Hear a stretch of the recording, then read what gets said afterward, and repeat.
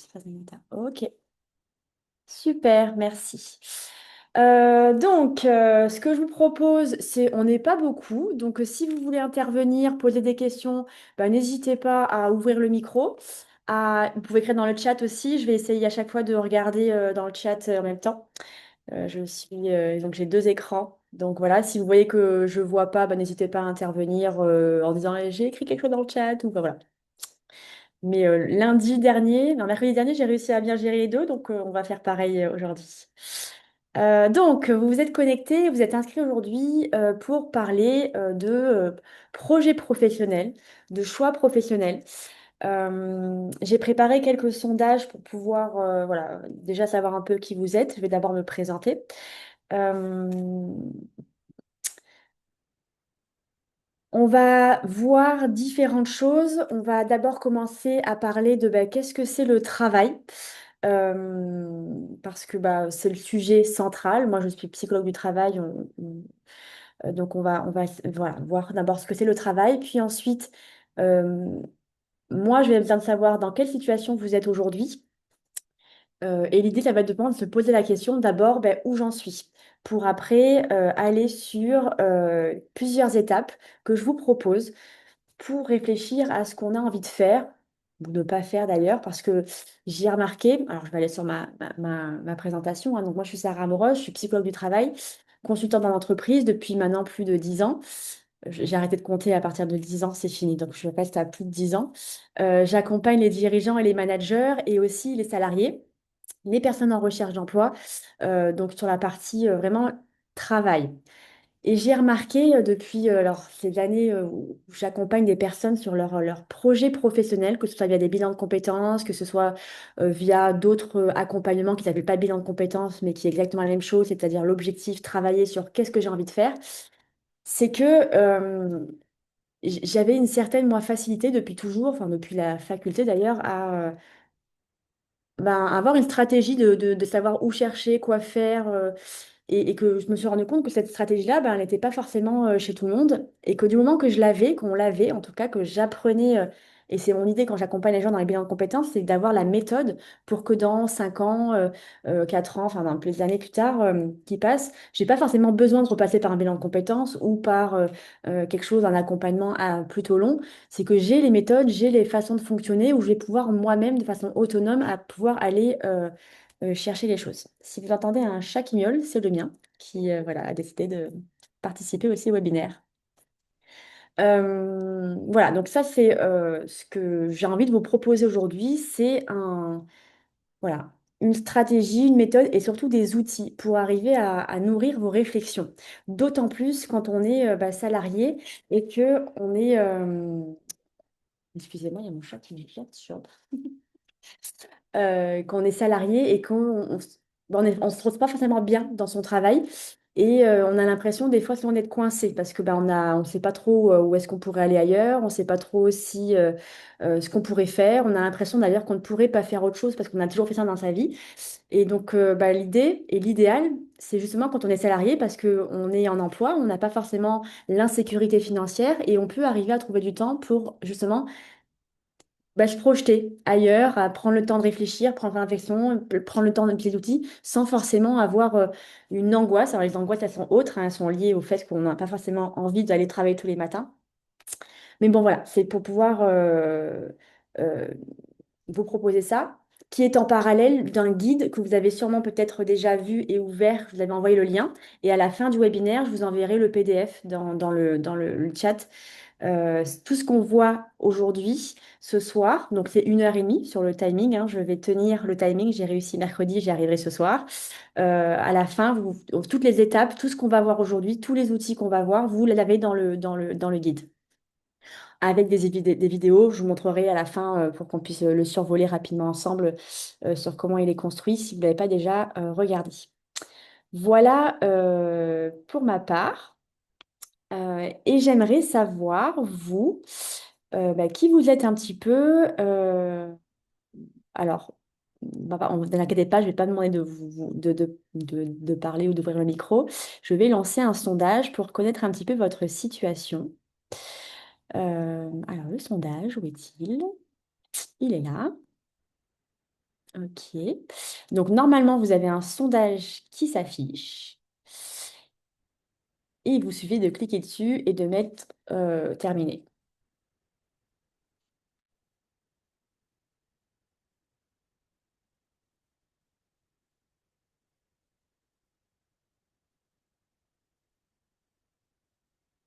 Ok.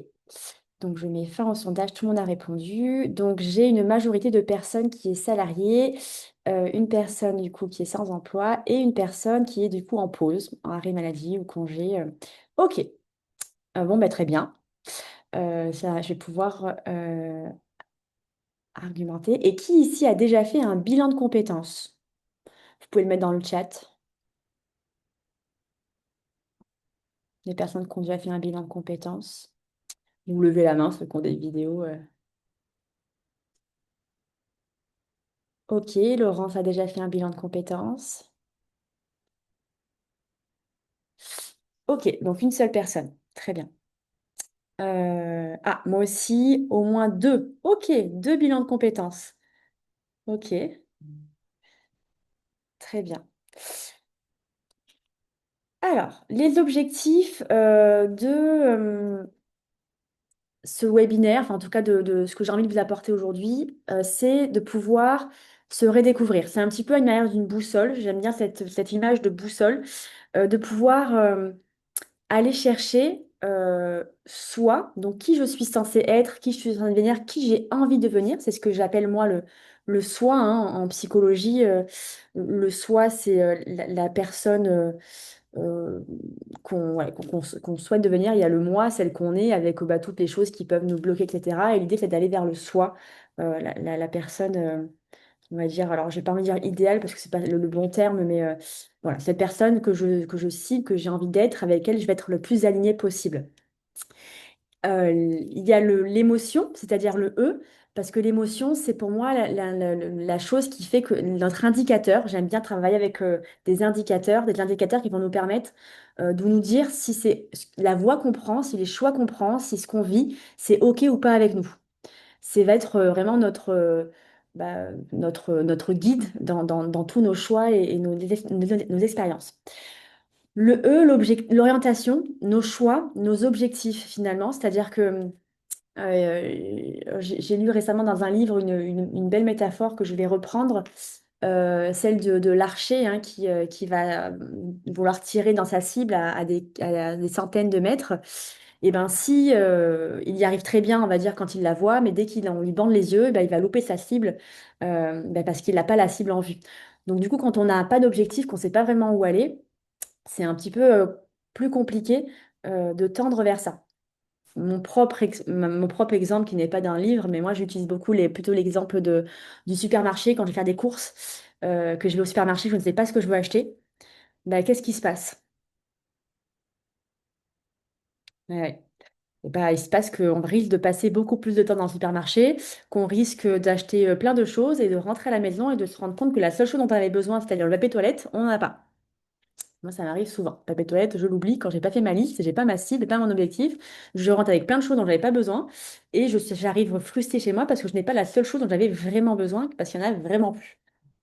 Voilà, ben, c'est un petit peu de l'objectif et le E pour nature, nature mes origines, donc ce qu'on pourrait appeler le moi, c'est-à-dire que on grandit, on se développe, on se crée des schémas, on se crée des croyances, des stéréotypes, des représentations. Et ça, ben, ça guide nos choix, nos blocages, nos peurs en tant qu'adulte.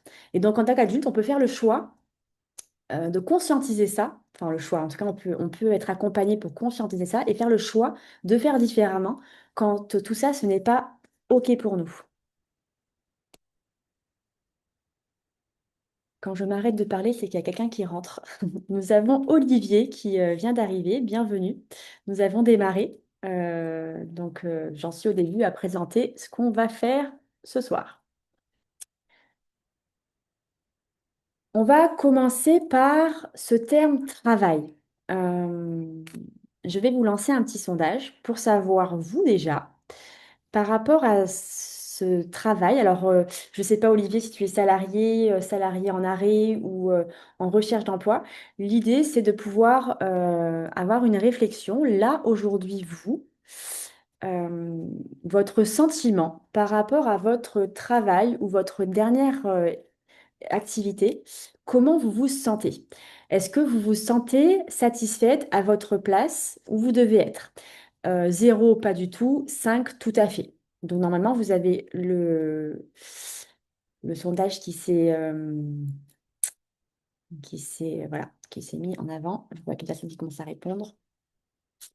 Je vous laisse répondre.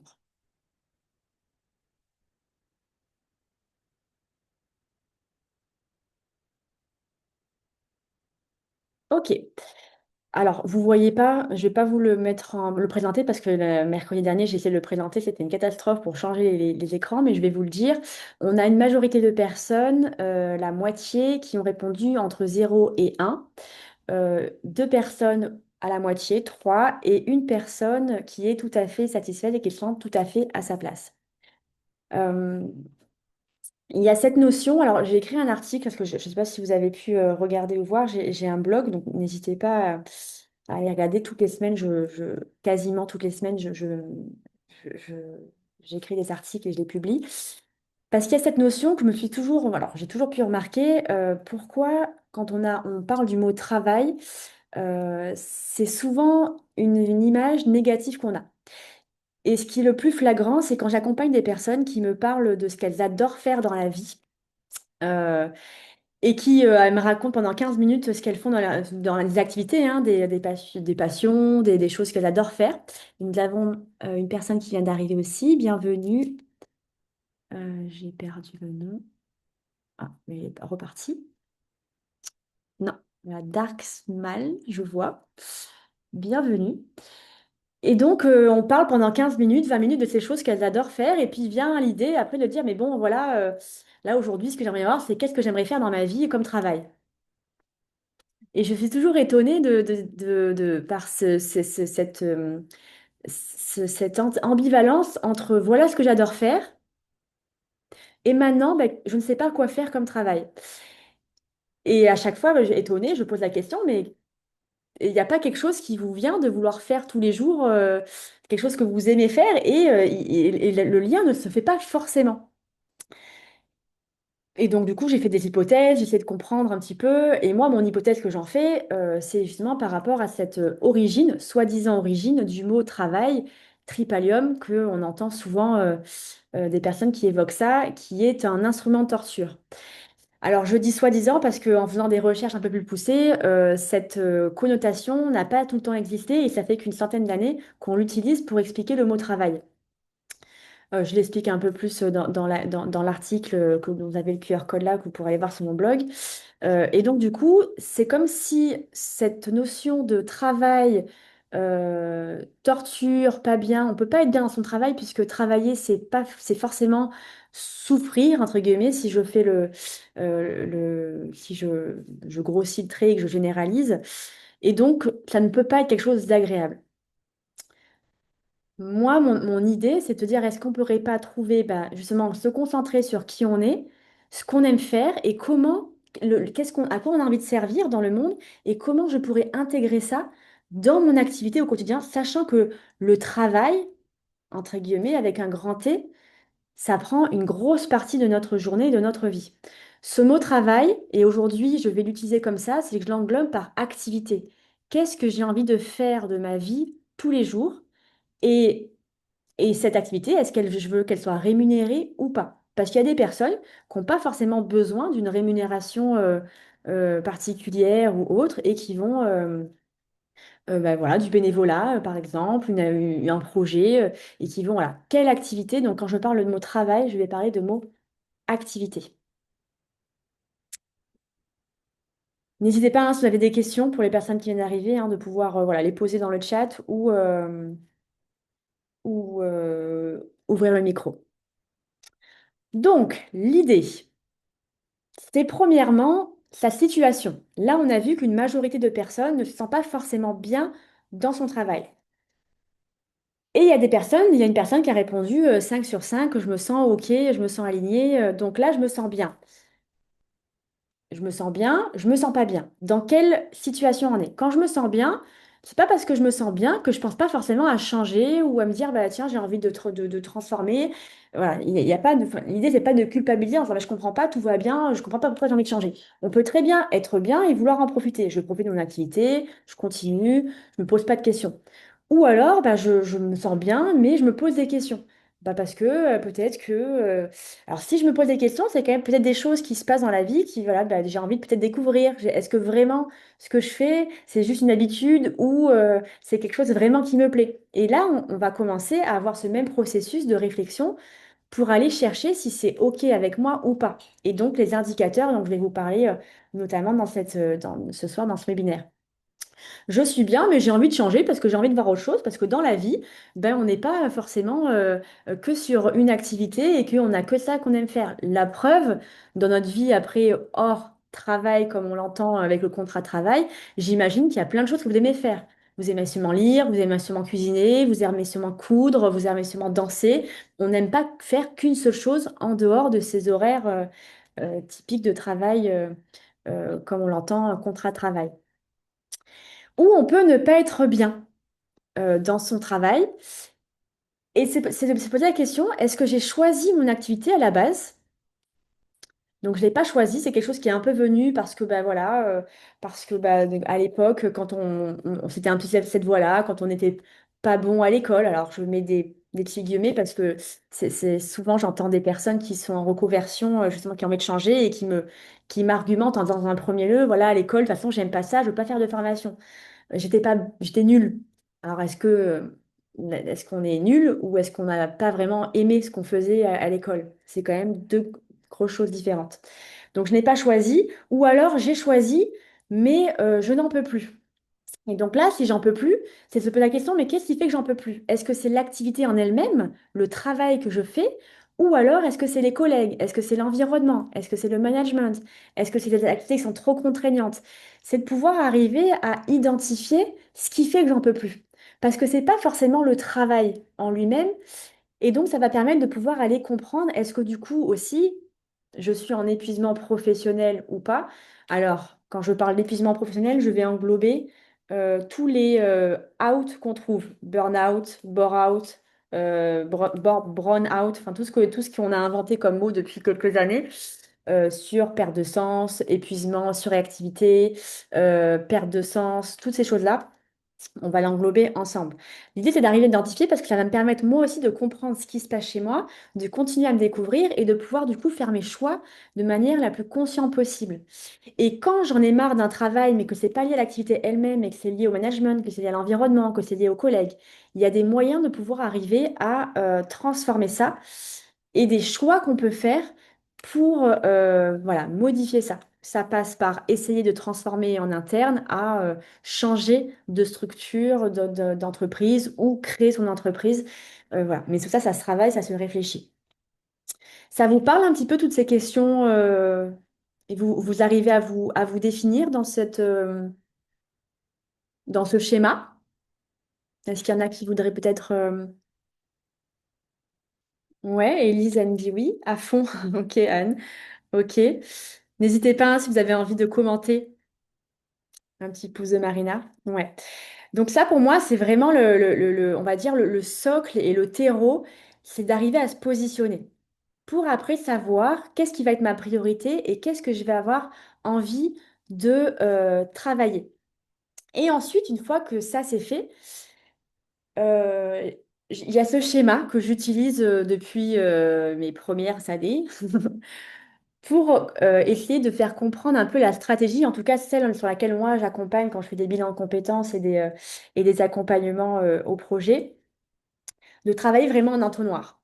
Ça commence par la première étape, le qui suis-je, mes singularités, se redécouvrir. Et j'utilise bien le mot redécouvrir plutôt que découvrir parce que on a tout en nous. C'est juste que souvent, des fois, ben, c'est un petit peu sous de la poussière. Alors la poussière et le tas de poussière, il est plus ou moins gros en fonction en fonction des années où on n'a pas forcément passé à se prioriser et à prioriser autre chose que soi. Mais du coup, l'idée, c'est d'arriver à apprendre un petit peu à dépoussiérer tout ça. Et ça prend plus ou moins de temps en fonction voilà, de tout ce qui se passe dans nos vies, de nos expériences et du temps qu'on met avant de se poser ces questions-là. Donc, se découvrir, se redécouvrir. On va aller plus en détail dans chaque étape. Donc, je vais rapidement pour aller après dans chaque étape et vous proposer des outils en fonction de chaque étape. Deuxième étape, c'est qu'est-ce que je fais? Et là, je reviens sur ma cible, sur ma liste de courses quand je vais aller faire des courses. Il me faut des objectifs. Parce que si je n'ai pas d'objectif, je vais être vite perdue. Je ne vais pas savoir où orienter mon énergie, où aller chercher, à qui demander et à qui soutenir. Et donc, ça peut devenir compliqué, ça peut vite devenir stressant, ça peut vite devenir euh, démotivant. Je ne sais pas si ça se dit ce mot. On peut vite se démotiver. Euh, Parce qu'on ne sait pas où on va. C'est un petit peu comme si je fais, je sais pas vous, mais moi quand je vais faire une randonnée, si je ne sais pas où est la fin et combien d'heures à peu près ça prend, je peux marcher, marcher, marcher. Au bout de 3 heures, je vais me demander mais combien de temps, où est-ce que je vais et je vais pas forcément avoir envie d'aller jusqu'au bout. Alors que si je connais le chemin et que je sais que c'est une boucle, je sais à peu près combien de temps ça va me prendre, je vois qu'il y a des étapes, ça va m'aider à continuer à avancer. Donc quand je ne sais pas, pour ma part, j'ai mon téléphone et j'ai Google Maps et je regarde où j'en suis par rapport à l'étape. Ça permet de me rassurer. Pour ceux qui sont à La Réunion, moi je suis à La Réunion, le Piton des Neiges, c'est comme ça que j'ai réussi à avancer, à me dire, voilà, j'en suis là avant le sommet, parce que sinon, je n'arrivais pas du tout à avancer. Et l'étape 3, une fois que j'ai qui suis-je, qu'est-ce que je veux, mes objectifs, qu'est-ce que j'ai envie de faire, c'est comment je le fais. Et là, c'est la mise en action, c'est-à-dire comment je le fais. Si je n'ai pas des mises en action, je vais pouvoir toute ma vie rester sur, voilà, j'aurais trop aimé faire ça. Euh, et puis de rester du coup sans rien faire parce que je n'ai pas forcément vu euh, aller chercher, investiguer des actions et investir dans ces actions-là. Voilà, donc ça, c'est les 3 étapes qu'on va aller voir plus en détail. Sachant que dans tout ça, il y a aussi notre vie professionnelle dans le monde du travail, mais pas que, parce que tout ce que je vais vous dire, ça peut résonner aussi dans le personnel. Moi, je suis plutôt on va dire, du courant où séparer vie pro et vie perso, pour moi, c'est un leurre. On est la même personne, qu'on soit dans le professionnel ou dans le personnel. Et je pense que d'essayer d'être des personnes différentes, c'est un petit peu comme si j'allais me mettre en dissonance et en dissociation. Ça peut être assez compliqué. Donc plus je me connais, plus je vais pouvoir, autant dans le personnel que dans le professionnel, arriver à faire des choix et à avoir des alertes quand ça va pas. Et quand je parle de vie pro, vie perso, j'ai eu plusieurs bilans de compétences qui se sont soldés par, finalement, c'est pas le travail le problème, c'est ma vie personnelle. Et, euh, et c'est OK. Parce que de la même façon, du même processus, on peut aller se poser des questions et réfléchir sur maintenant qu'est-ce que je fais, quels outils je peux utiliser pour aller vers ce quoi j'ai envie d'aller. Et pour ça, c'est important de connaître ses besoins. Et je vais vous proposer un exercice sur un outil que j'ai développé et que je suis en train de développer sur l'exploration de ses besoins. Ces besoins, explorer ses besoins, c'est reprendre contact avec soi. Et on a tous et toutes des besoins fondamentaux, que ce soit de sécurité, de reconnaissance, d'expression, de cadre, de plaisir. Quand certains de ces besoins ne sont pas nourris, notre corps et nos émotions, et d'où je vous parlais des émotions qui sont nos guides hein, finalement sur ce qui est OK et ce qui n'est pas OK avec moi. Et quand on n'écoute pas nos émotions, c'est notre corps qui parle hein, parce que nous, on est des êtres humains, on a des super pouvoirs. Hein. C'est que quand on nous donne la vie, elle nous donne des indices, des petites plumes qui nous chatouillent le nez, qui nous dit, ouh là là, attention, ça c'est pas OK. On est très fort pour la virer, cette plume. Hein. On souffle dessus et hop, la plume a disparu. Puis du coup, la vie, elle nous amène des petits cailloux hein, qui nous font un peu mal aux pieds. Mais nous, on est très fort pour enlever la chaussure et le caillou, l'enlever et le faire partir. Et après, du coup, ça peut aller jusqu'à ce qu'un camion nous rentre dedans pour qu'on comprenne que ça, c'est pas OK avec nous. Donc, c'est pas une faiblesse. Nos émotions et notre corps, ce n'est pas une faiblesse. C'est une boussole. J'entends trop souvent des personnes qui me disent, moi, mon problème, c'est que euh, je suis trop sensible. Oui, j'arrive même pas à le retenir. Je suis trop sensible. Alors, en quoi est-ce un problème? Le problème, est-ce que c'est être trop sensible ou c'est ce que ne pas arriver à comprendre ce que nous disent nos émotions. Ça se travaille. Et quand on a compris ce que nous disent nos émotions, c'est très facile de les gérer au final, parce que hop, on arrive à... Voilà, et ça se travaille, c'est aussi des choses qui se développent. Et j'espère que vous m'entendez encore, puisque ma connexion, elle me dit qu'elle est instable. Si à un moment donné ça coupe, je me reconnecterai rapidement. Donc, votre mission, là, ça va être d'explorer vos besoins fondamentaux. Je vais vous laisser 10 minutes, 15 minutes, je ne sais plus combien je vais vous montrer, pour aller un petit peu explorer dans l'outil que je vais vous partager. Je vais vous montrer tout de suite. Alors, comment je vais faire pour que vous puissiez voir, puisque vous êtes connecté à ça. Hop, je vous partage l'outil. Alors, je vais arrêter ce partage-là pour vous partager mon écran et je vais vous envoyer dans le chat le lien pour pouvoir faire ce travail. Alors, attendez, il faut que je retrouve pour comment je vais pour partager, plus partager, hop, ok. Normalement, là, vous voyez mon écran avec Explore tes besoins fondamentaux. Ok, donc vous allez avoir, je vais vous envoyer dans le chat le lien qui va vous emmener dans cet outil que vous aurez accès après le webinaire aussi pendant quelques jours. Vous allez explorer donc les 5 besoins fondamentaux et les sous-besoins qui s'y rattachent. Vous allez en repérer 3 dans votre vie professionnelle actuelle qui vous semblent les plus importants mais pas les moins nourris. Donc il ne s'agit pas de tout analyser ce soir, là parce qu'en 10 minutes, donc vous allez avoir 10 minutes, vous ne pourrez pas tout analyser. L'idée c'est vraiment d'aller intuitivement vers ce qui vous parle le plus. Et vous allez voir, normalement, les cartes vont vous aider pour y arriver. Donc vous allez juste essayer de voir, sentir ce qui coince, ce qui manque, ce qui vous appelle. Et vous allez vous poser les questions qui sont proposées dans les cartes sans chercher la bonne réponse. C'est vraiment juste de poser des questions. Il ne s'agit pas de juger ou de résoudre tout de suite, mais simplement d'observer ce qui va résonner chez vous. Ça sera un point de départ pour mieux comprendre ce qui vous impacte et dont ce vous pourrez avoir besoin pour aller mieux. Donc ça, c'est les consignes que vous allez avoir à chaque fois dans votre coin à droite. Pour revenir aux consignes, vous allez la voir. Vous tapez sur Je me lance. Et vous allez donc avoir là 5 besoins fondamentaux. Vous allez pouvoir aller sur les petits points et vous expliquer, ça a des explications sur qu'est-ce qu'on entend par ça. S'il y en a un qui résonne plus qu'un autre, vous allez pouvoir y aller à la page et vous allez avoir des sous-besoins.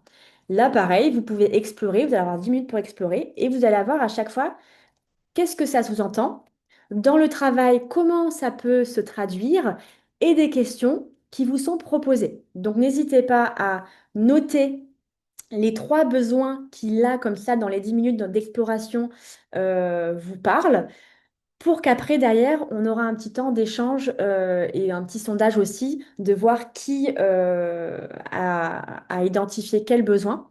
Vous pouvez faire des imprimés écran si vous voulez, et en tous les cas, vous aurez accès encore à l'outil. Donc, voilà, ne vous pressez pas à écrire tout ce qu'il y a écrit si vous avez envie. Vous allez pouvoir y avoir accès après.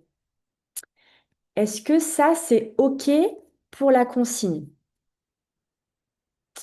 Je vois des petits pouces. N'hésitez pas à me dire dans le chat si ça va pas. Et je vais vous envoyer le lien dans le chat. Hop. Voilà. Vous allez avoir le chrono qui va s'ouvrir, hein. Donc, il est 10h37, 18h37, pardon. Enfin, 16h peut-être pour ceux qui ne sont pas à La Réunion. Le temps que je vous connecte, etc. On va aller jusqu'à 18h47. Si vous avez fini un petit peu avant, n'hésitez pas à me le dire dans le chat. Comme ça, je vais moi pouvoir voir. Je vais refaire le partage d'écran et je vous laisse tranquillement vous connecter, vous concentrer. Si vous avez des questions, n'hésitez pas, je reste là. Je vous laisse en autonomie pour les 10 prochaines minutes. Et on se retrouve dans 10 minutes maximum.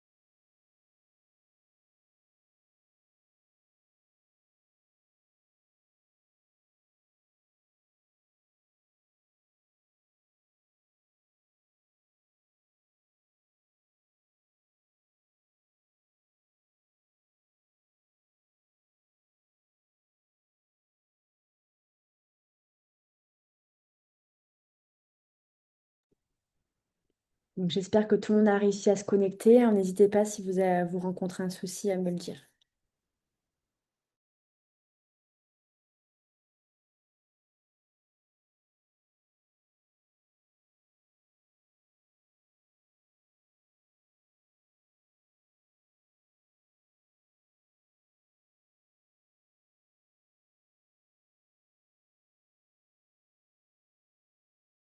Alors, Laurence, vous n'arrivez pas à aller dans le carré.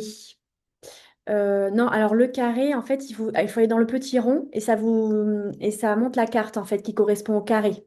Vous avez les 5 premiers besoins. Normalement, il y a en haut aller sur la page vert et vous avez les sous-besoins avec des carrés. Et là, il y a le petit rond, les petits ronds où vous voyez ce qui est les cartes. Je ne sais pas si c'est ça la question.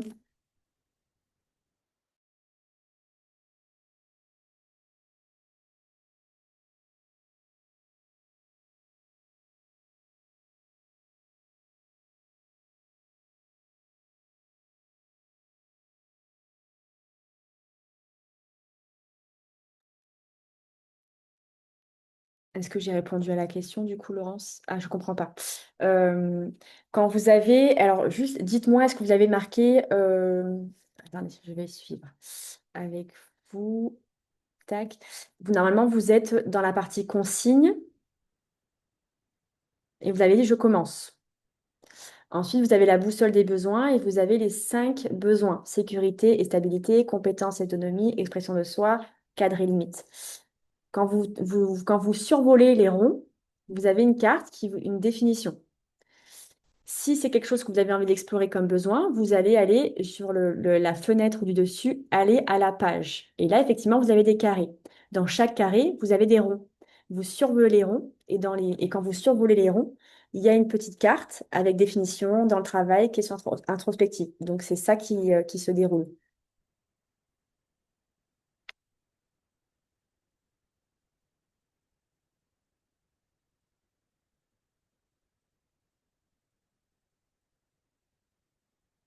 Est-ce que c'est plus clair ou pas? D'accord, je ne sais pas où trouver les ronds puis les carrés. Ok, donc ça veut dire que vous êtes dans la partie où il y a la consigne. Est-ce que c'est bien ça?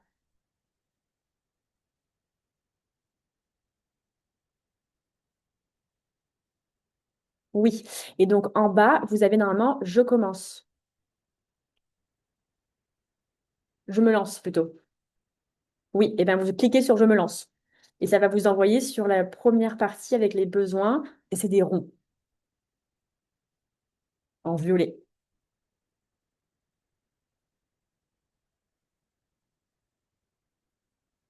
Et là, dans chaque rond, vous avez des petits ronds et vous allez aller à la page.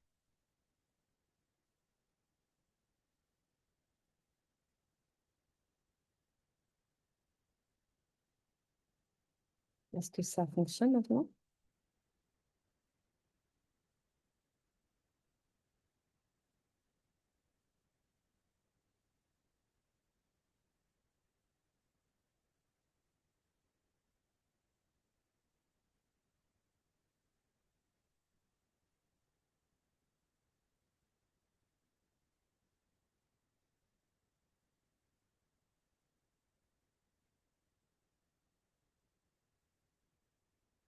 Non, quand j'appuie sur les ronds, il n'y a pas. Non, en fait, sur les ronds, il ne faut pas appuyer.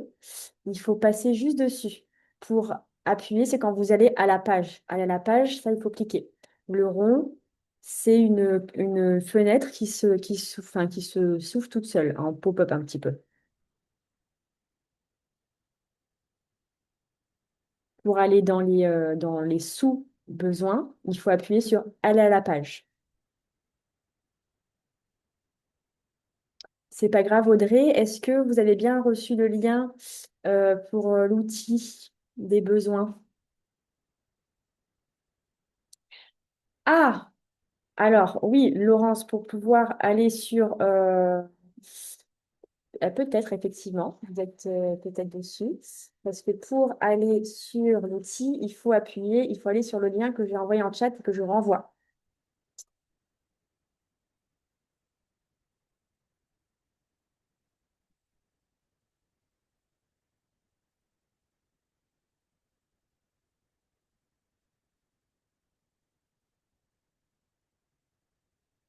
Vous avez toujours accès, Audrey, oui, sur l'outil. Oui, oui. De toute façon, vous l'aurez encore accès encore quelques jours après le webinaire. Je vous le laisse accessible pour pouvoir le travailler plus en profondeur après si vous avez trouvé l'outil intéressant.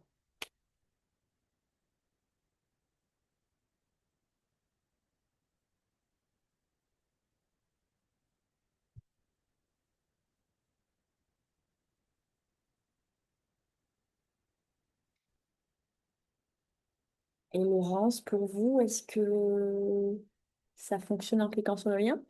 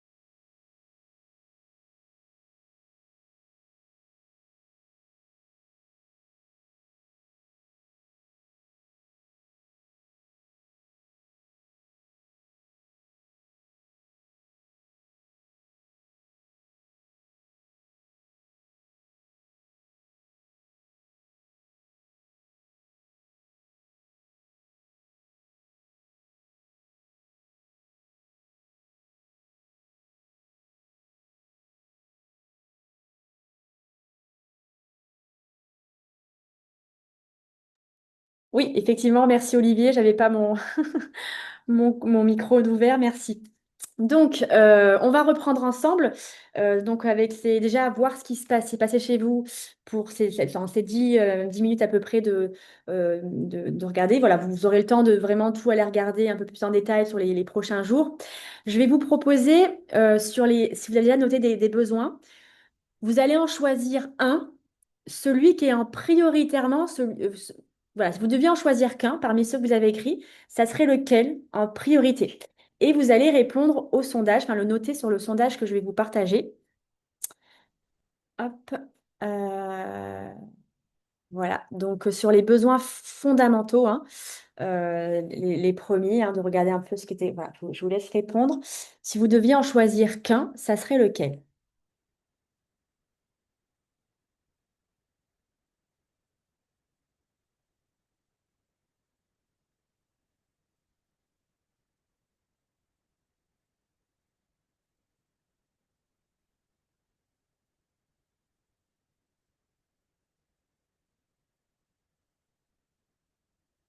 Ok, j'ai 6 personnes qui ont répondu. Donc encore 2 personnes.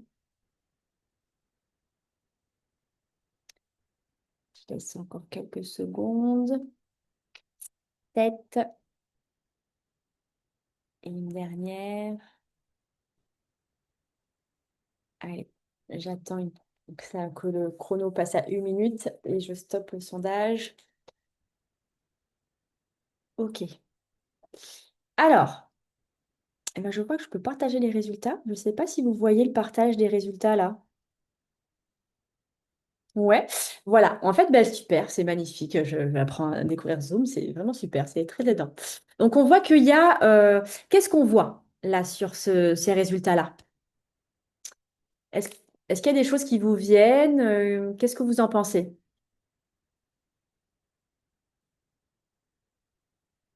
Vous fait réfléchir, vous fait analyse des stats. Sur 7 personnes qui ont répondu, on voit que c'est quand même assez diffus. Alors, on ne peut pas faire des stats, c'est rien de statistiquement juste là, hein, mais on voit avec 7 personnes qui ont répondu au questionnaire qu'on en a une personne qui a répondu compétence, une autre personne créativité, 3 expressions de soi et 2 sécurité. Sachant que je suis allée que sur les besoins fondamentaux, si j'avais fait le sondage sur tous les sous-besoins, je pense qu'il n'y en aurait peut-être même pas une personne qui aurait le même besoin que l'autre. Donc ça montre bien que chaque personne a des besoins différents. Alors je vois Laurence qui fait comme ça, où est-ce qu'elle va en venir?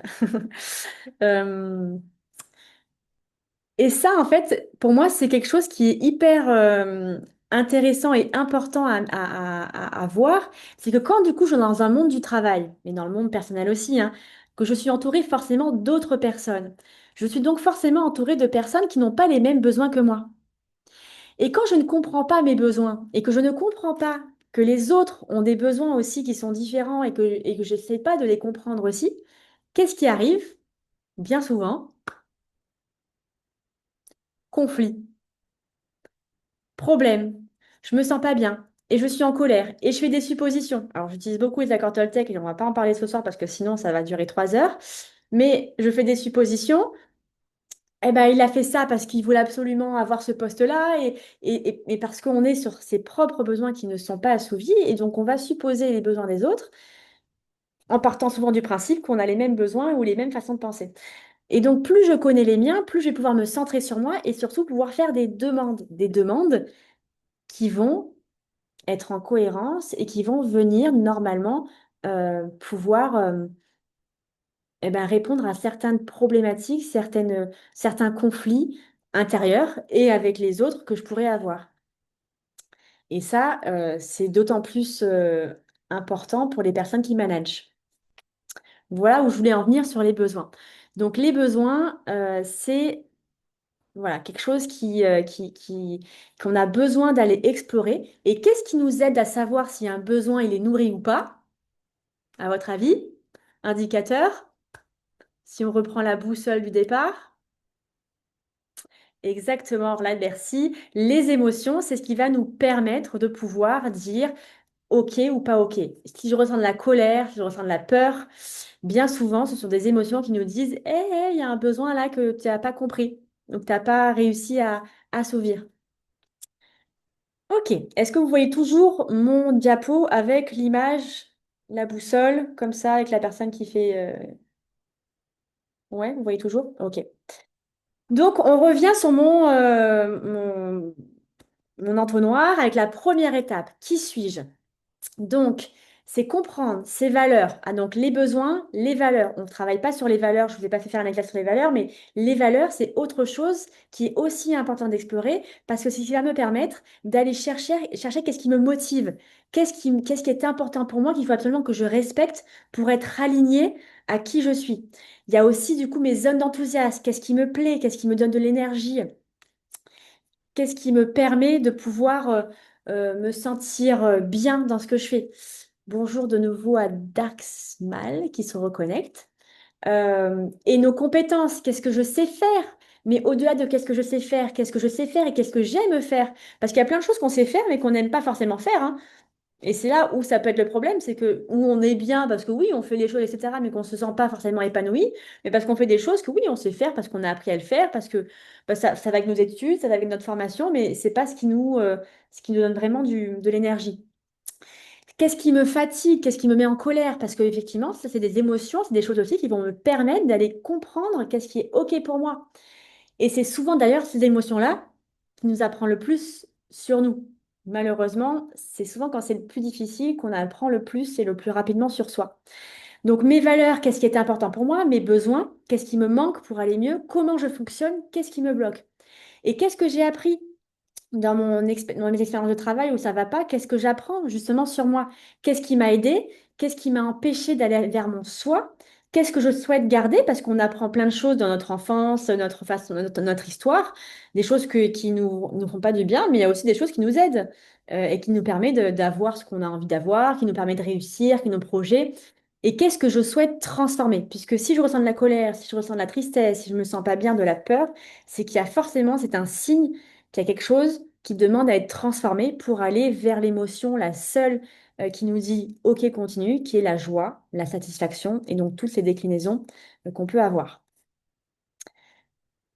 Pour ça, il y a plusieurs outils. On a les outils que moi je vais englober dans le développement personnel. Alors ce mot, on l'entend à toutes les sauces.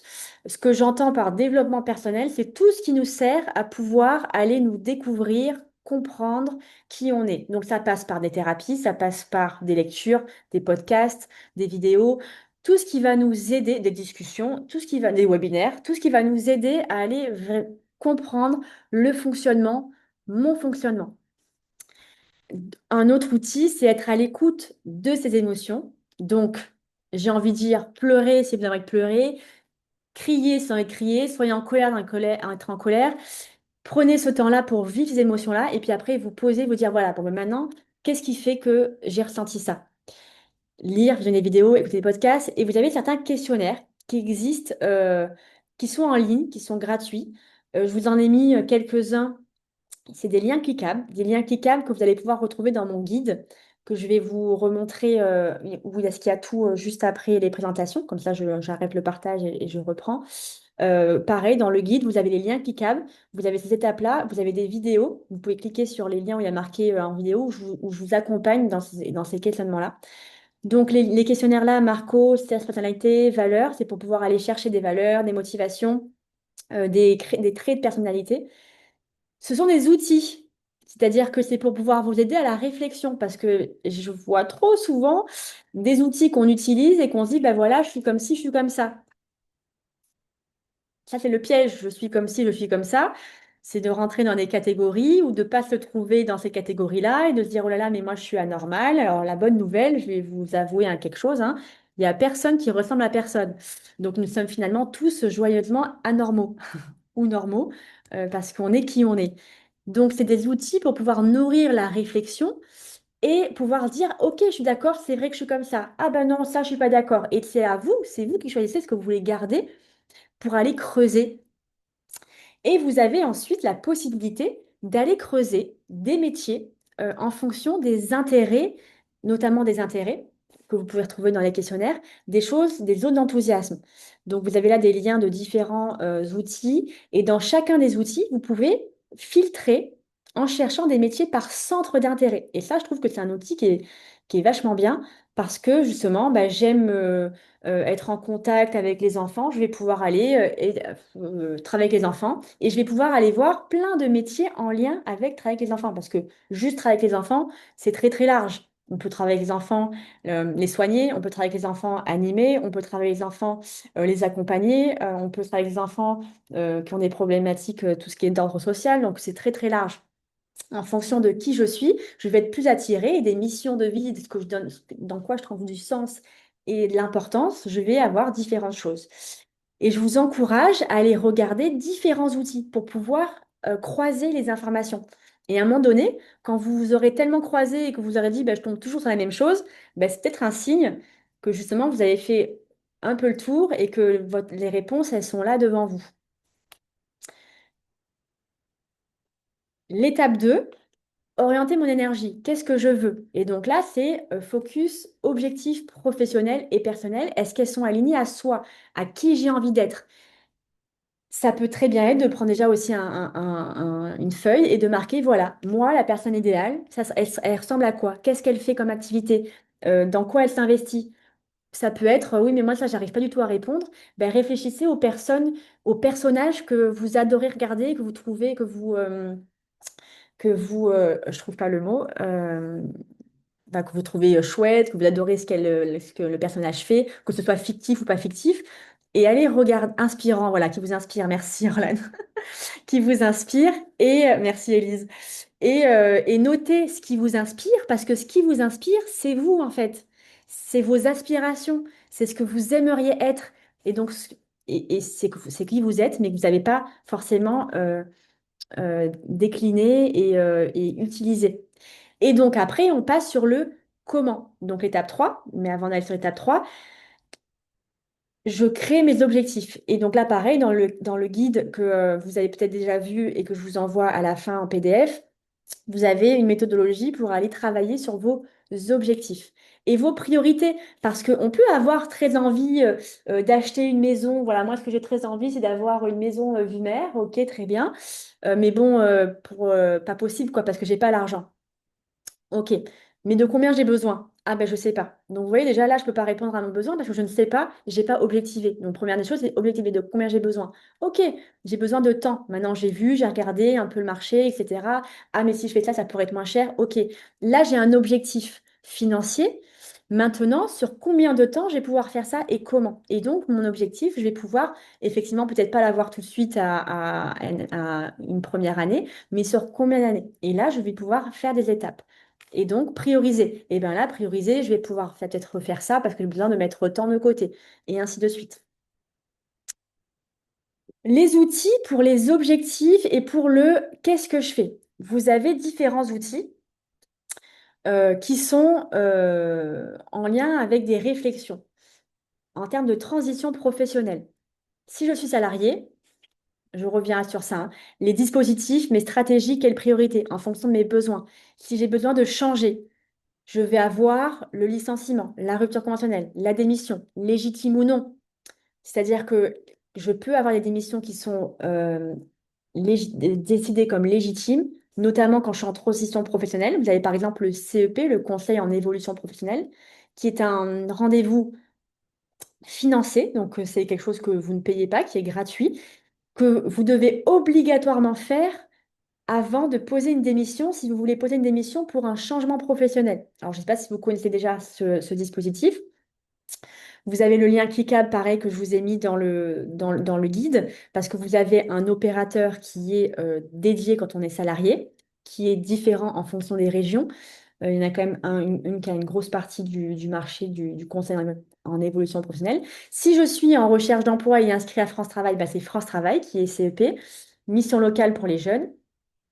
Et donc, vous devez faire ce rendez-vous-là parce qu'acter en commission le projet et ensuite pouvoir faire cette démission et en commission et avoir derrière les aides. Vous avez les arrêts maladie. Les arrêts maladie, mine de rien, c'est un outil qui est important, qu'on n'ose pas forcément prendre, d'autant plus quand on est impliqué dans son travail, quand on est dans des schémas où, bah non, on va pas quand même abuser et se mettre en arrêt. Quand je suis pas bien, que je suis en souffrance, l'arrêt sert à ça. Si j'ai un pied dans le plâtre, si je ne peux plus marcher, j'ai un arrêt et je ne vais pas travailler. De la même façon, quand je me sens pas bien et que je n'arrive pas à avancer, que j'ai la boule au ventre, c'est autant handicapant qu'avoir un pied dans le plâtre. L'inconvénient, c'est que souvent, on le met pas au même niveau, alors que j'ai déjà vu des personnes en arrêt, peut-être que c'est votre cas aussi, pendant 3 ans, parce que vraiment dans l'incapacité d'y aller, parce que derrière, les signes n'ont pas été écoutés, qu'il n'y a pas d'arrêt maladie qui ont été proposés et pris au début, 3 semaines. En général, quand on est vraiment dans un épuisement, c'est minimum 3 semaines. Ben, des fois, prendre 3 semaines dans une année, c'est toujours mieux que de ne plus arriver pendant 3 ans à aller plus travailler ou même du coup d'arrêter parce qu'on sent qu'on n'y arrive plus et de ne plus arriver à reprendre et donc du coup bah, d'accentuer les problématiques parce que avec tout ce que ça engendre derrière de ne pas forcément avoir de travail, etc. Et vraiment d'être en incapacité de ne pas travailler et ça je le vois tous les jours. Donc l'arrêt maladie, c'est quelque chose, c'est un outil. Le médecin, la médecine du travail, la direction du travail, le défenseur des droits, quand on vit aussi des choses dans le travail, quand je reprends mon schéma de départ, je ne suis pas bien à cause de quoi? Ben, à cause de collègues, à cause de management, à cause de tout ça. Et ben, ce sont des outils, ce sont des choses qui existent. Le savoir, c'est le pouvoir, parce que plus je connais comment ça fonctionne, plus je connais tout ce qui existe comme solution, que ce soit financière, que ce soit en termes de dispositifs, plus j'ai de choix pour pouvoir réfléchir à qu'est-ce que j'ai envie de faire pour basculer sur le comment faire, qu'est-ce que je fais et comment. Et donc là, dans le qu'est-ce que je fais et comment, c'est comment j'investis sur moi. Et ce terme d'investir sur soi, je l'ai entendu il y a quelques années et je le trouve assez puissant. C'est-à-dire que ben, chez moi, je vais m'acheter des meubles, je vais investir dans une maison, je vais investir dans un travail parce que je me donne, etc. Mais à quel moment j'investis sur moi? J'investis sur moi quand j'investis sur la formation. J'investis sur moi quand je fais de la thérapie parce que je travaille sur moi et que j'ai envie d'aller mieux. J'investis sur moi quand je prends des rendez-vous de massage, d'énergéticien, d'ostéopathe, enfin, tout ce qui existe comme outil de développement personnel de façon globale. J'investis sur moi. Et donc, je vais pouvoir développer, plus j'investis sur moi, quand j'achète un livre, plein de livres, bah, j'investis sur moi parce que je lis, parce que j'apprends de l'apprentissage. De quelle façon j'investis? De développer, donc investir, ça signifie mettre en place des actions concrètes et durables qui vont vous permettre d'atteindre vos objectifs à long terme. Donc, c'est de développer un plan d'action avec, ça peut être un objectif à long terme, et comment je vais mettre un peu la méthode des petits pas, hein. Donc, pareil, dans le guide, je vous accompagne avec un exercice pour pouvoir aller sur cette méthode des objectifs et de petits pas et d'identifier ce que j'appelle les red flags, les drapeaux rouges, hein. Qu'est-ce qui me fait dire c'est OK pour moi ou c'est pas OK pour moi? Dans un milieu professionnel, il m'est déjà arrivé ça. Et ben, comment je fais pour pas que ça arrive? Donc, de quoi j'ai besoin, de quoi j'ai envie et quelles sont mes alertes où je vais me dire, ouh là là, attention, alerte. Maintenant, qu'est-ce que je fais avec ces alertes-là? Je l'entends. Développer ses compétences en continu. Euh, je vous donne un exemple que j'ai eu là sur un des rendez-vous d'aujourd'hui, notamment la compétence que je trouve qu'on n'utilise pas assez, que pas beaucoup de monde utilise, cette compétence avec cette notion d'argent, la connaissance de l'argent. L'argent, c'est quelque chose dont on ne nous parle pas forcément, on ne nous apprend pas. Et ben, il y a plein de choses qui existent pour développer cette compétence. Si j'ai des problèmes d'argent, que je suis sans emploi et que c'est compliqué, ok, ça veut dire que l'argent, c'est un problème. Comment je fais pour que ça ne devienne pas un problème? Est-ce qu'il n'existe pas des podcasts? Est-ce qu'il n'existe pas des livres là-dessus? Est-ce que ma façon, ma posture, ma vision de l'argent, est-ce que elle est celle qui m'aide le plus? Et c'est notamment aussi un sujet qu'on n'aime pas forcément de parler. Et je suis moi-même la première c'est un sujet qui était très compliqué. Mais j'ai vu que c'était un sujet compliqué qui m'empêchait dans mes actions, dans mes objectifs. Et donc, j'ai commencé à apprendre, à développer mes compétences là-dessus, à lire des choses, des livres, à regarder des podcasts, à regarder des gens qui m'inspirent là-dedans pour arriver à déconstruire certaines choses. Et quand je déconstruis ça, et ben, petit à petit, ça prend du temps, hein. Je vous dis ça en 5 minutes, mais ça prend des années des fois, hein. Ça me permet d'avancer. Et l'idée, c'est d'équilibrer mes ressources, d'apprendre à équilibrer mes ressources. Cette notion de vie perso, vie pro, de quoi j'ai besoin et comment j'équilibre mes alertes. Ah, j'ai une alerte, de quoi j'ai besoin? Eh ben, j'ai besoin de me poser, je m'arrête. Ce week-end, je fais rien. Je rentre ce soir, je vais faire un truc que j'aime bien où je reprends de l'énergie. Et donc, c'est, voilà, encore une fois, plus je me connais, plus je connais mes alertes et plus quand je sens ces alertes, je sais dire stop, pause, je vais prendre mon temps pour mieux revenir. Euh, voilà pour ça. Est-ce qu'il y a des questions déjà par rapport à ces trois étapes?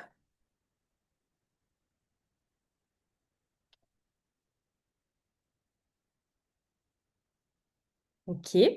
Dans ces outils, par rapport à ces trois étapes, vous avez notamment, alors il y en a plein des outils, c'est des propositions que je vous fais, hein, oui. Plus vous allez lire, plus vous allez apprendre sur vous, plus vous allez trouver des outils différents. Mais il y a quand même les plus connus, hein. Vous avez ce qu'on appelle le tableau de visualisation, c'est-à-dire que j'arrive à projeter, je vois. Ça peut paraître tout bête, mais vraiment, hein, parce que des fois, même moi, je me dis, c'est fou comment ça fonctionne, alors que je le sais, mais de le voir. On peut avoir dans la tête tout ce qu'on a, mais quand on commence à l'écrire, quand on commence à le mettre en image et qu'on le projette, ça a tout un autre aspect et tout un autre... on le ressent différemment. Donc, écrire, je vous encourage à écrire, prendre un carnet et à écrire vos stratégies, vos plans d'action. Et vous avez des outils d'aide à la prise de décision. Par exemple, la balance décisionnelle. Qu'est-ce que c'est? Mais c'est vraiment des outils tout bête. Des fois, moi, je j'utilise des pages jaunes pour aller chercher des entreprises. On me dit, ah ben oui, les pages jaunes, c'est tout bête, ils pensent pas. Ben oui, ben, tout est dans les petits. Vous faites une croix avec ici la partie euh, je change. Par exemple, je change de travail, je quitte mon travail, ou alors je reste dans ce travail. Et dans chacun, vous allez aller mettre les avantages à changer, les inconvénients à changer, les avantages à rester, les inconvénients à rester. Et vous allez regarder bah, là où il y a le plus de plus et là où il y a le plus de moins. Et les moins, c'est de vous dire, eh ben, est-ce que ça, c'est des peurs? Est-ce que c'est des obstacles que je pourrais arriver à sécuriser pour basculer dans le plus? Est-ce que c'est des obstacles que je peux arriver à transformer, à sauter? Et comme ça, pareil, c'est écrit, c'est devant moi, et je peux arriver à objectiver aussi des peurs. J'ai peur d'arrêter parce que j'aurai plus de moyens financiers. Ok, ça c'est une peur. Qu'est-ce qu'il peut y avoir? Ah bon, ben, est-ce que je pourrais avoir des aides? Et je vais aller chercher l'information. Et ben les aides, effectivement, j'aurai ça, j'aurai ça. Finalement, je me rends compte que pendant un an, je toucherai 200 euros de moins que mon salaire là. Ok. Et ben maintenant, c'est objectif. Est-ce que ça reste dans le plus ou est-ce que ça reste dans le moins? Et on peut après investiguer sur les potentialités, c'est-à-dire le marché du travail. Est-ce que par rapport à ce que j'ai envie de faire, est-ce qu'il y a des besoins sur le territoire où je suis? Ou alors j'ai très envie de faire ça, mais là où je suis, il n'y a pas. Mais où est-ce que dans le monde il y a, et en fonction de là où vous êtes limité ou pas, hein, et d'aller chercher comme ça les besoins. Pareil, vous avez des outils qui vous aident à aller analyser les statistiques au niveau du marché du travail. Vous pouvez aller faire des enquêtes, vous pouvez faire des immersions. Il existe aussi des MOOC, des formations qui sont en ligne pour vous accompagner là-dessus. Là, de la même façon, je vous ai tout mis sur le guide que je vais vous partager là. Vous montrer rapidement à quoi il ressemble ce guide. Hop, je l'ai préparé, il est là, que je vais vous envoyer dans quelques 15-20 minutes. Quand on aura terminé, je vous le partage. Ok, normalement là, vous voyez le guide. C'est donc de la même façon, c'est la même chose. Vous retrouvez les étapes et dans chaque étape, vous allez avoir des propositions d'exercices. Et dans chaque étape, vous allez aussi avoir une vidéo dédiée pour pouvoir vous accompagner dans ces étapes-là. Donc, je vous le passe rapidement, hein, vous le regarderez. Donc, à chaque fois, les exercices. Et vous avez à la fin, ici, les outils dont je vous ai parlé en fonction des étapes que vous allez pouvoir cliquer dessus et aller chercher de l'information. Voilà pour ça. Est-ce que vous avez des questions jusqu'à maintenant, pendant que je repartage le Canva, que je me remets dans l'incruste? Voilà. Je remets pour vous voir si vous avez des questions. Ok, je ne vois pas de questions. Très bien. Donc voilà pour ces étapes-là, ces stratégies. Alors, il est fort probable que les personnes qui ont fait des bilans de compétences déjà retrouvent ces étapes. Parce que concrètement, enfin, c'est les étapes qui sont, qu'on retrouve dans beaucoup d'accompagnements au projet professionnel. Euh, c'est pour ça que je vais vous parler rapidement, parce qu'il nous reste que 15 minutes, de l'accompagnement que je propose, qui n'est pas un bilan de compétences. Et je vais vous expliquer tout à l'heure pourquoi je ne fais pas vraiment de bilan, enfin je ne fais plus vraiment de bilan de compétences, parce que j'en ai fait beaucoup d'ailleurs, et pourquoi cet outil, j'ai plus envie, bah, dans mon sens à moi et dans mes réflexions à moi, j'ai plus envie de faire et j'ai voulu construire quelque chose qui ressemble plus à ce qui moi ce qui, je pense, fonctionne le mieux. Pour quelles raisons? Le bilan de compétences, à la base, ça a été fait quand il y a eu des problématiques dans les années 80 d'emplois qui n'avaient plus et qu'il fallait arriver à recycler les personnes.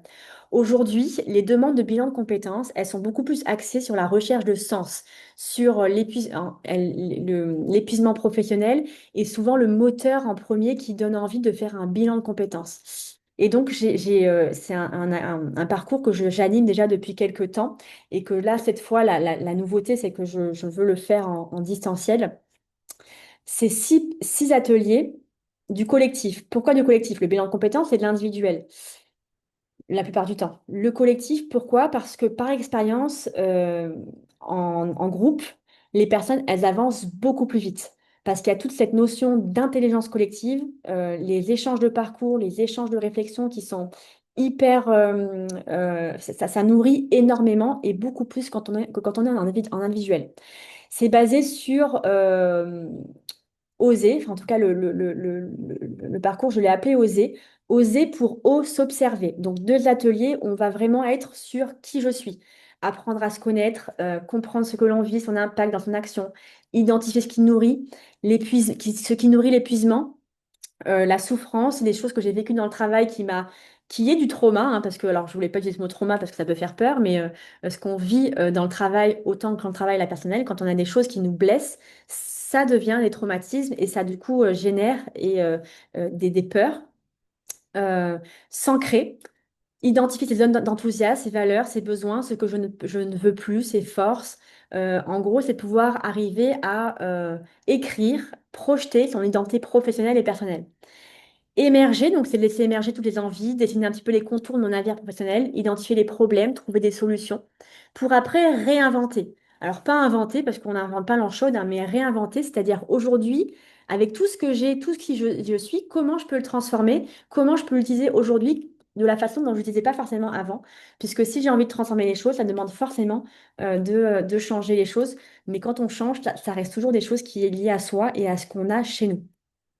Et donc, dans ce parcours d'atelier, il y a 3 heures de coaching individuel, alors d'accompagnement individuel. J'aime pas trop ce mot coaching, mais bon, comme il est à la mode, je l'utilise.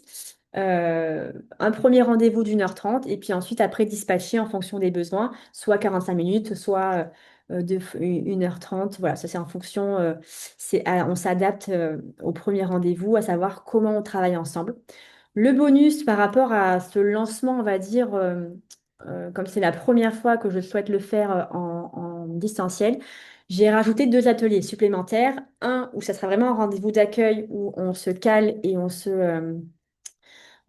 organise, on voit un petit peu comment le planning, ce qui est le mieux pour vous.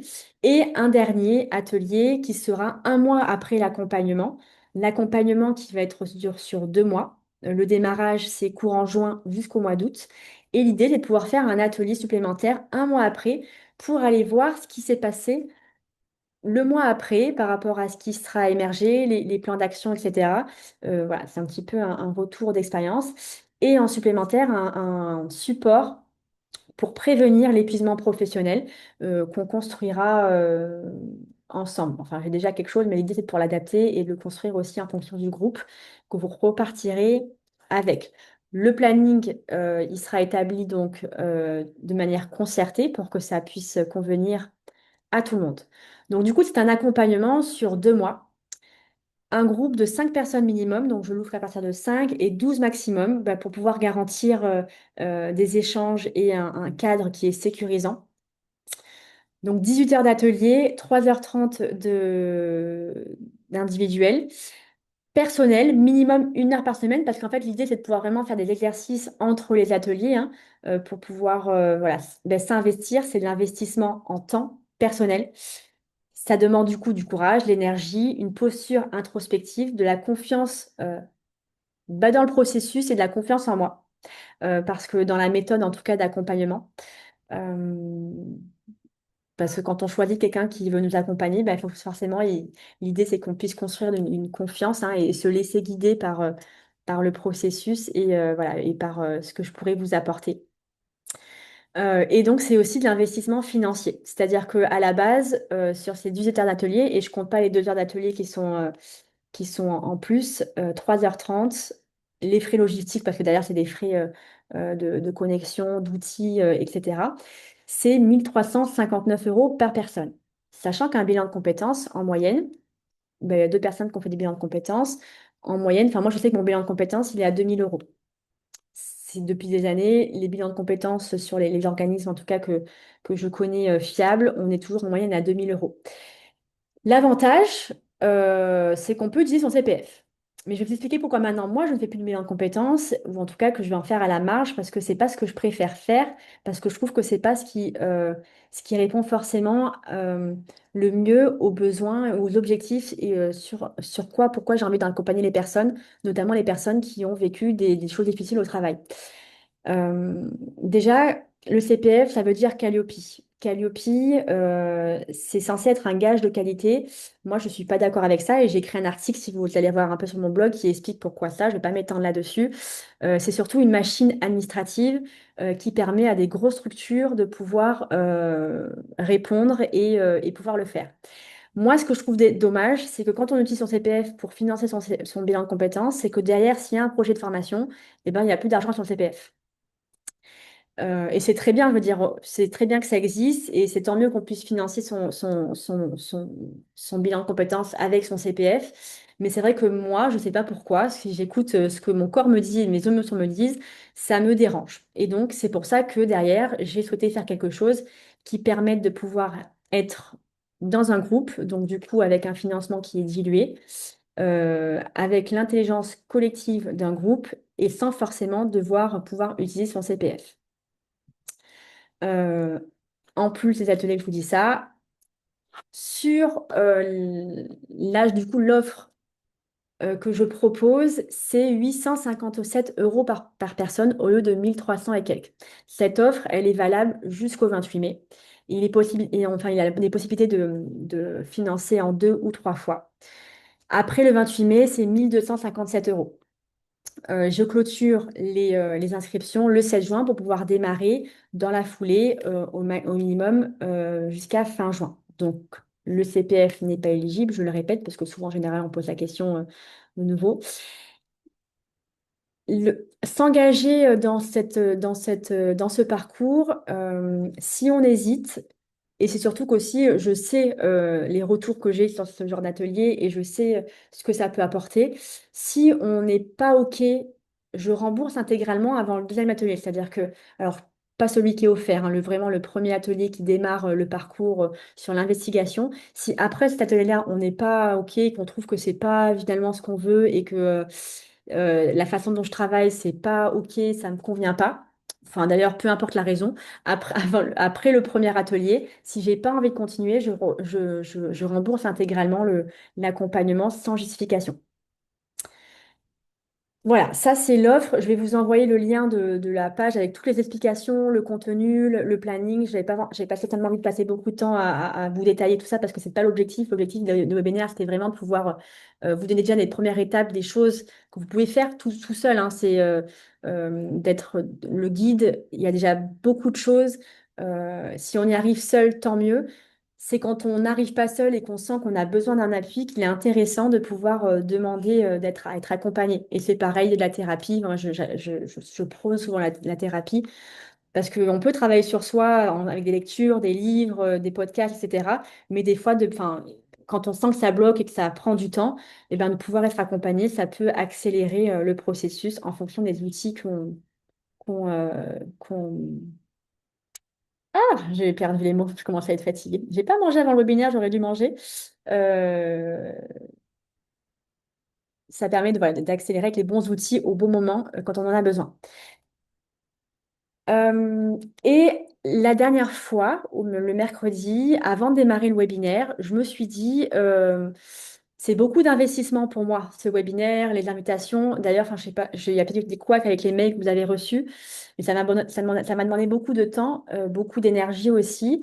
Et je me suis dit, bah, il y a des personnes forcément qui vont pas se connecter et des personnes qui vont se connecter. Et j'avais envie de remercier les personnes qui s'étaient connectées et qui avaient pris ce temps avec moi de me faire des retours, parce que je vais vous demander des retours aussi sur ce webinaire, comment vous l'avez trouvé. Ça permettra moi aussi bah, de progresser dans cette envie de vouloir accompagner à distance. J'ai décidé en fait de faire une offre que pour les personnes qui ont participé au webinaire. Et cette offre, elle est valable 24 heures à 699 €. Et je vais vous envoyer le lien. Ce lien, il est que pour vous.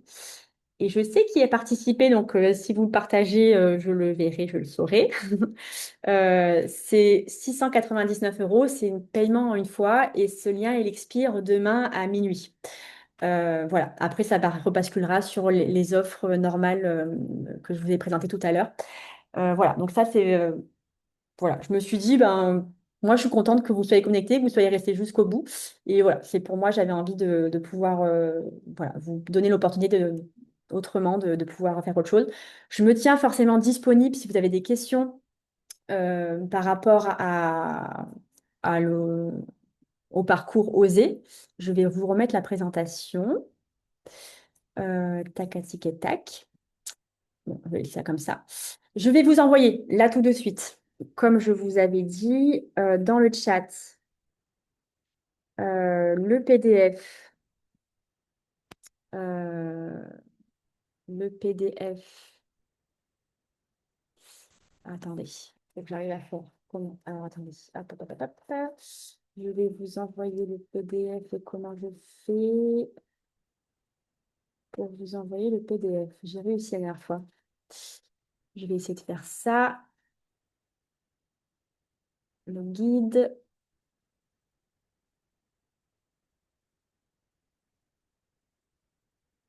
Ah, j'arrive pas à glisser. Bon, si j'y arrive pas, je vais vous l'envoyer par mail en même temps. Parce que là, j'ai pas envie de vous faire perdre du temps avec ça. Bon, je vais vous l'envoyer par mail. Si vous ne recevez pas mes mails, bah, dites-le moi. Comment j'ai fait là? J'ai réussi à le faire une dernière fois pour partager. Eh ben, je sais pas. Vous pouvez peut-être cliquer sur le bouton en haut à droite partager, En si haut je à peux faire une droite. suggestion. Ah ouais, sur En haut lequel? à droite de votre écran, Ah, là, ici. en haut à droite, euh, Ah, vous retournez et sur ici? le PDF. Oui.